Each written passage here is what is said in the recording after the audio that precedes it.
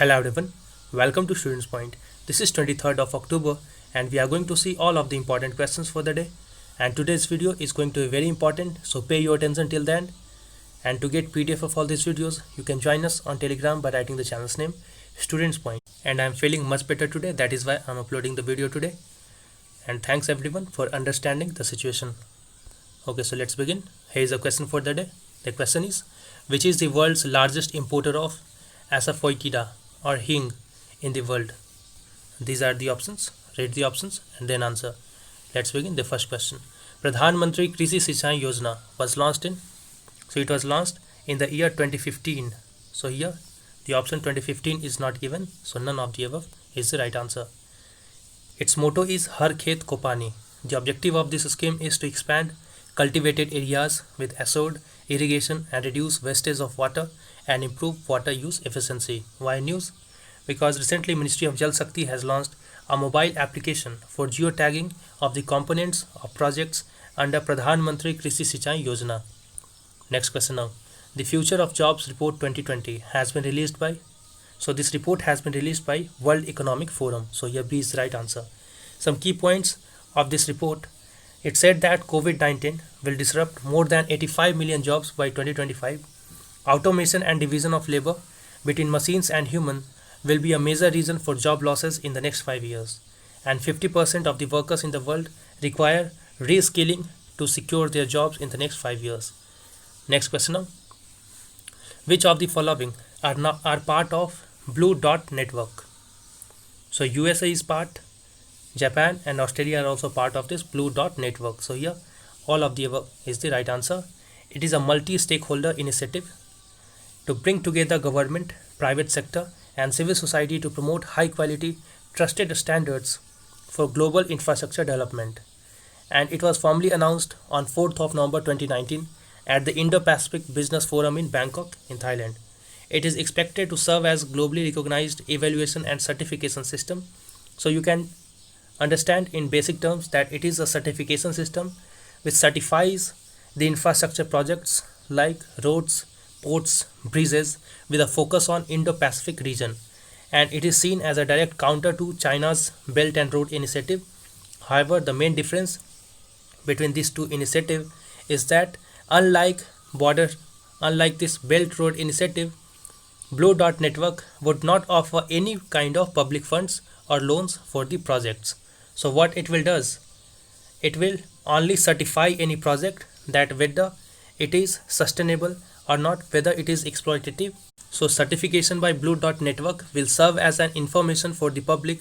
Public may come to know with the certification that whether the infrastructure has been made with sustainable measures or with exploitative steps. Why news? Because a group of US senators recently in a letter has asked India to join Blue Dot Network. Few days back we have seen the news that India has requested Australia to join Malabar exercise and Australia has accepted that request.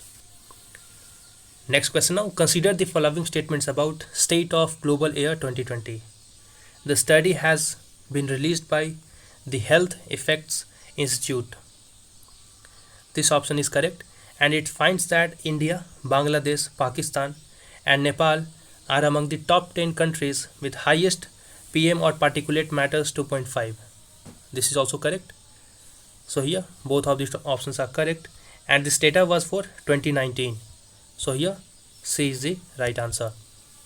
The report highlights that the air pollution is the largest risk factor for death among all health risks, and it is the first ever comprehensive analysis of air pollution's global impact on newborns. This statement is very important, that it is the first comprehensive analysis of air pollution's global impact on newborn babies. It says that India is among the top 10 countries with highest ozone exposure in 2019. So India having higher particulate matter 2.5 as well as ozone pollution or ozone exposure in last year 2019. For infants, it said that high particulate matter contributed to the deaths of more than 1,16,000 infant Indians who did not survive their even first month. Particulate matter exposure during pregnancy is linked to low birth weights and preterm birth. And this institute, Health Effects Institute, is an independent, non-profit research institute funded jointly by USA's Environmental Protection Agencies and others. Next question now. OSIRIS-REx, which aims to bring samples from an asteroid, is a mission of, so it is a mission of NASA.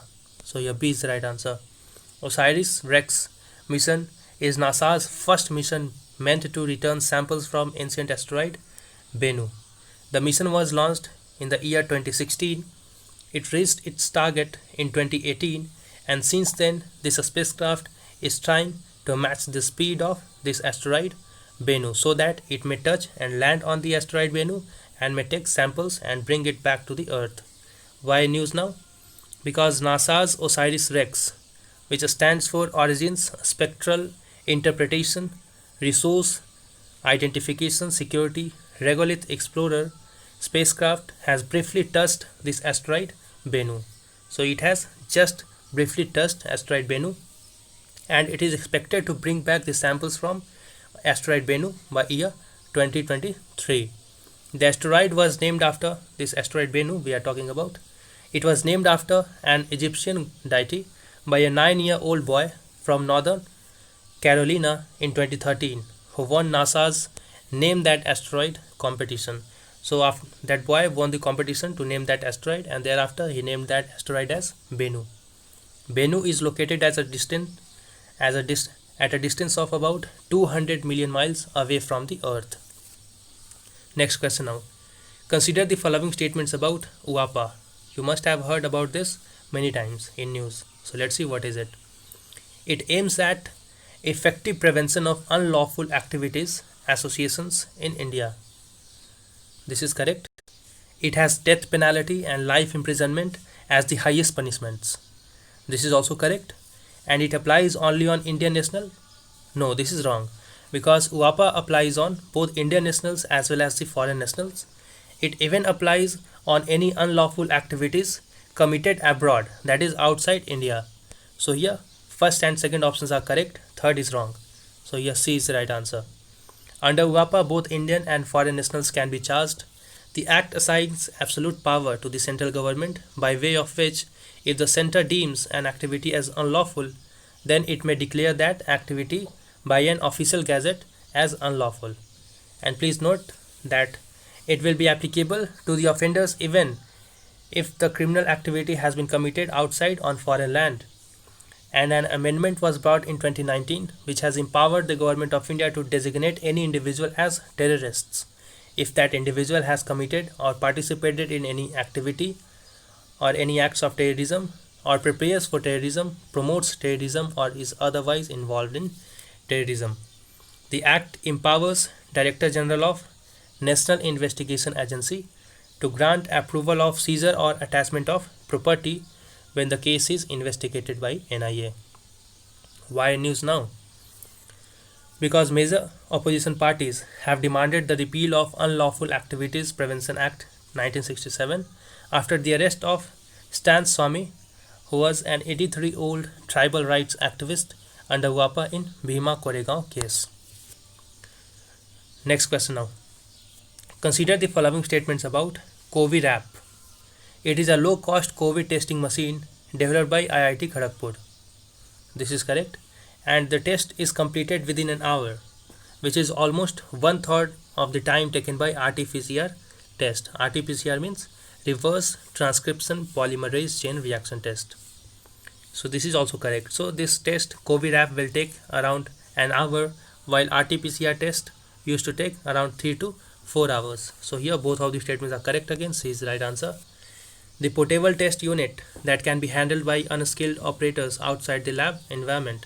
So it can easily handled by unskilled operators as well, and this unit can be used for multiple tests just by replacing the paper cartridge after each test. And if you have found the video useful till now, do like the video and do share the video with as many friends of yours as you can. Next question. What is the legal expenditure limit for assembly elections for political parties? So actually there are no expenditure limit for political parties. So here none of the above is the right answer. There are restrictions on expenditure for individual candidates, but there is no such restrictions or cap on political parties' expenditure. However, all registered political parties have to submit a statement of their election expenditure to the Election Commission of India within 90 days of the completion of the elections.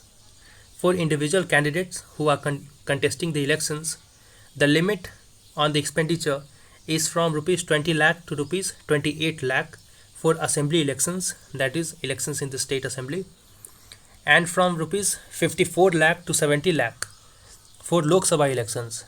And under Section 77 of Representation of People's Act 1951, every candidate has to keep a separate account, and that too correct account, of all the expenditure they have taken between the date when they have been nominated for the elections until the date elections result has been announced. And all the candidates are required to submit their expenditure statement to the Election Commission of India within 30 days. So note the difference here, that individual candidates have to submit their expenditure statement to the Election Commission of India within 30 days, while political parties have to submit such expenditure statement within 90 days. And what will happen if they submit an incorrect account or expenditure? If they submit an incorrect account of expenditure, then they can be disqualified by the Election Commission of India for up to 3 years under Section 10A of Representation of People's Act 1951. And the Election Commission of India has constituted recently a committee to examine the issues concerning the expenditure limit for a candidate, and that is why I have taken this question. So I hope you find the video useful. Do like and do share the video. Subscribe and press the bell icon. Wait for the upcoming video. Until then, stay safe and thanks for watching.